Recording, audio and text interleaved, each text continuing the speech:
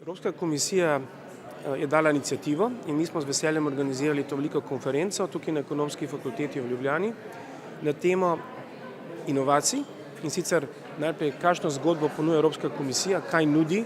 V drugem delu konference smo imeli konkretne predstavitve uspešnih slovenskih projektov, nekateri tudi iz regije, na kar smo pa seveda dodatno še vključili v konferenco prvo predstavitev Evropskega inovacijskega sveta, European Innovation Council, ki pilotno že poteka, vendar bo z novim proračunom Evropske unije, se pravi z letom 2021, bo pa seveda v polnosti stekel.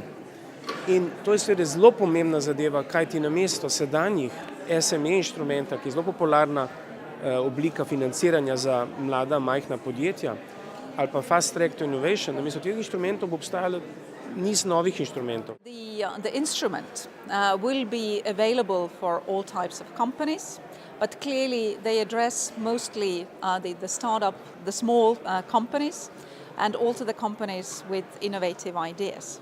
It will have two different instruments, Pathfinder, which is clearly more for the early type of research, and then the accelerator, which is giving a boost already to these innovations which are ripe to be brought to the market. So in reality, it will clearly be from the lab to the market.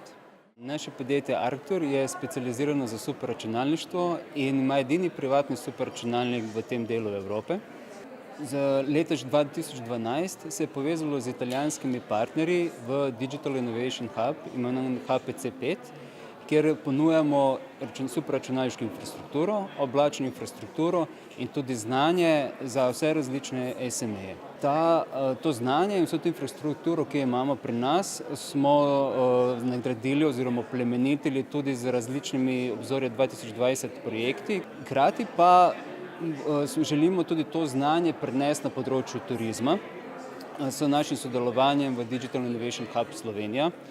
European Innovation Council je za naša podjetje, mislim za podjetje kot je naše, ki je majhno podjetje, zelo pomemben evropski inštrument, kajte na ta način dobimo sredstva, da lahko določene inovacije spravimo čim bližje trgu.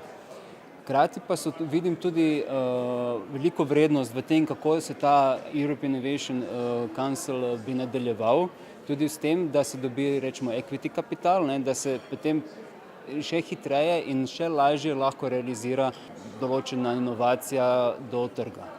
Disruptive innovation is important because it brings new values and new products. Thinking outside of the box, challenging reality, being controversial is definitely way forward in the modern world. Interestingly enough, the company I work for, Philip Morris International, is one of those companies which decided to disrupt the innovation, to come with new ideas, because no one would thought in the past that a company that produces cigarettes decided now to change the status quo, that decided to put a lot of effort and substantial funds to develop products which are supposed to replace cigarettes, which are something new, offering far better alternatives to cigarettes. So definitely this is the way even my company chosen to follow. This is the future and full support for the disruptive innovation.